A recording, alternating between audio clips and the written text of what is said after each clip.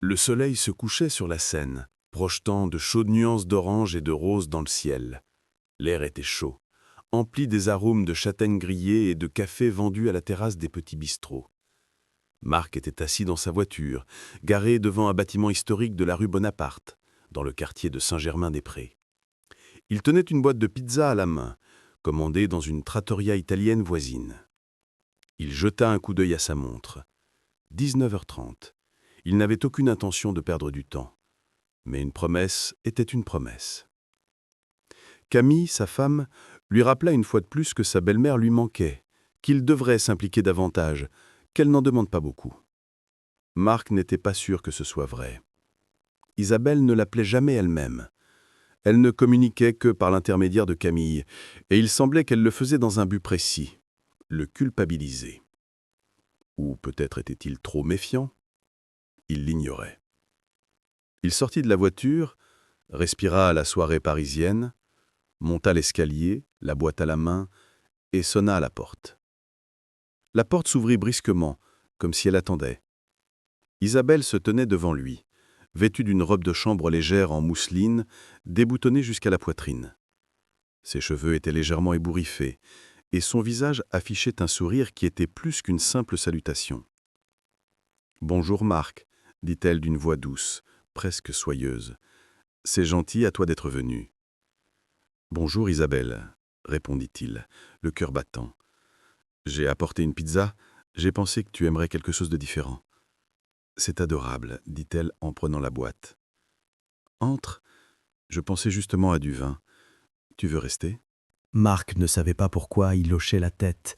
Quelque chose dans son ton, dans son regard, le fit acquiescer. Il entra dans l'appartement et fut immédiatement frappé par le confort, les odeurs de chez soi et de vieux meubles qu'il n'avait pas ressentis depuis son mariage avec Camilla. L'appartement d'Isabelle était baigné de lumière. Elle n'aimait pas les lumières vives, préférant les lampes chaudes et tamisées qui créaient une atmosphère intime. La cuisine embaumait l'ail, le basilic et l'huile d'olive. Elle posa la pizza sur la table, versa le vin et ils s'assirent l'un en face de l'autre. « Comment va Camilla » demanda-t-elle en levant son verre. « Elle travaille, elle est occupée. Je sais, elle m'appelle. Mais tu es souvent silencieuse. Je sens que tu es malheureuse. »« Malheureuse » Marc la regarda. « Pourquoi penses-tu ça ?»« Parce que tu la regardes comme une étrangère. Parce qu'il n'y a pas de feu dans tes yeux. » Il ne répondit pas. Il ne savait pas quoi dire. Elle avait raison. Il sentit un vide se creuser entre lui et Camilla. Ils ne se parlaient plus, ils ne s'embrassaient plus, ils ne faisaient plus l'amour. Tout était réduit à la routine, au devoir, aux paroles creuses. « Tu veux parler ?» demanda-t-elle, et sa main se posa sur la sienne. « Je t'écoute. » Il la regarda, aucun jugement dans ses yeux, que de la compréhension. Il commença à parler, du travail, des sentiments, de son sentiment de perte. Elle écoutait, hochait la tête, posait parfois des questions, et pour la première fois depuis longtemps, il se sentit entendu. Après le dîner, Isabelle suggéra qu'ils aillent au salon. Elle mit une musique douce, une chanson française, tendre et sensuelle. Ils s'assirent l'un à côté de l'autre sur le canapé. La distance entre eux était minime. Il sentait son haleine, l'odeur de son parfum, léger, floral, mais avec des notes plus profondes. « Tu as toujours été une énigme, » dit-elle en se tournant vers lui. « Si renfermée, si timide. Mais il y a un feu en toi. Je le sens. »« Je ne comprends pas ce que tu veux dire, » répondit-il, sentant son cœur s'accélérer. « Je vois comment tu regardes les femmes. Tu veux être désiré? Tu veux être aimé ?» Il ne répondit pas. Il la regarda simplement. Il y avait quelque chose de nouveau dans ses yeux. Quelque chose qu'il n'avait jamais vu auparavant. La passion. Le désir. « Isabelle, ça ne va pas. »« Qu'est-ce qui ne va pas ?» demanda-t-elle, sa main se posant sur sa cuisse. « Vouloir être aimé ?» Il ne se dégagea pas. Son contact était doux, mais insistant. Il sentit son corps lui répondre, comme s'il se réveillait d'un long sommeil. « Je ne peux pas, Camille. Camille ne sait pas ce qui se passe en toi. » murmura-t-elle. « Elle ne sait pas que tu as besoin de passion, de vrai désir. » Ses lèvres se rapprochèrent des siennes. Il ne se dégagea pas. Leur baiser fut doux mais profond. Il sentit tout son corps se tendre, comme s'il se consuma. À partir de cet instant, tout changea. Leur relation commença en secret, dans l'ombre d'une soirée parisienne. Isabelle l'invitait chez elle lorsque Camille partait en voyage d'affaires, en réunion ou en vacances. Ils se retrouvaient le soir, dans son appartement, où le temps s'arrêtait et où les sentiments s'enflammaient avec une vigueur renouvelée. Elle était expérimentée, sûre d'elle, sachant lui donner ce qu'il n'avait pas eu depuis longtemps. Au lit, elle était passionnée, exigeante, mais tendre. Elle lui raconta combien elle le désirait depuis longtemps, comment elle avait remarqué ses regards, sa maladresse, sa force intérieure. Elle lui dit qu'il était l'homme qu'elle avait toujours désiré sans jamais pouvoir l'avoir. Ils firent l'amour pour la première fois 1 semaine après ce baiser. C'était rapide, passionné, sans un mot. Elle retira son peignoir et il vit son corps, lisse, svelte, la peau douce miroitant sous la lumière de la lampe. Il la toucha et elle haleta. Il se déplaçait lentement, mais avec une telle force qu'il semblait brûler. « Tu es si doux » murmura-t-elle. « Je ne m'y attendais pas. »« Moi non plus, » répondit-il. « Je ne pensais pas en être capable. »« Tu as toujours pu ? Tu ne savais juste pas comment ?» Après cela, ils se retrouvèrent presque chaque semaine. Leur lien se renforça, devenait plus intime. Il avait l'impression de devenir enfin lui-même. Il ressentait du désir, de la passion et un amour qu'il n'avait pas éprouvé avec Camilla depuis longtemps. Elle faisait de lui un homme qu'il ne connaissait pas. Mais, comme tout ce qui naît dans l'ombre, leur lien ne pouvait rester secret éternellement. Il savait que c'était mal. Il savait qu'il trompait sa femme, mais il ne pouvait s'arrêter. Chaque fois qu'il venait voir Isabelle, il avait l'impression de devenir enfin lui-même. Il se sentait compris, désiré et important. Il commença à mentir à Camilla. Il disait qu'il restait tard au travail, qu'il allait à la salle de sport, qu'il voyait des amis. Elle n'en avait aucune idée, mais il se sentait coupable. Chaque regard, chaque contact, chaque mot qu'il lui disait était un mensonge. Un soir, Camilla remarqua que sa chemise ne sentait pas son parfum préféré, mais autre chose. Elle lui demanda, et il répondit qu'il était allé au café. Elle ne le crut pas, mais n'insista pas davantage. Il sentit son cœur se serrer de peur. Un soir, Camille rentra chez elle plus tôt que prévu. Elle trouva Marc sortant de l'ascenseur à l'étage d'Isabelle. Il était confus, ne sachant que dire. Camille comprit immédiatement.